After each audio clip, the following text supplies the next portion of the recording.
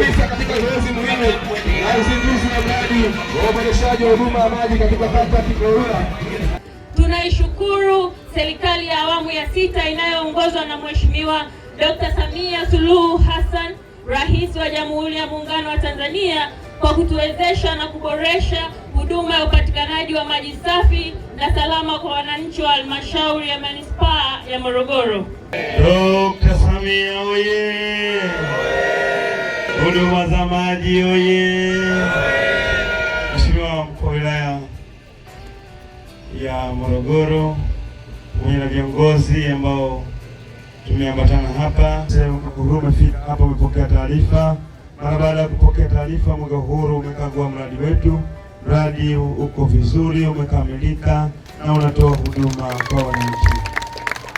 Mheshimiwa Mkuu wa Wilaya ya Morogoro, mradi wetu umepeleka maji katika makazi ya watu, lakini pia kwa wale ambao bado hawajapata maji kuweka katika manyumba yao, wameweka DP hapa kwa nyumba ambayo ni prepaid, kwamba mtu yoyote anaweza kafika pale ambaye tayari ameshasajiliwa, anaweza kaweka pale ile chiki lake katoa maji kuanzia lita 20.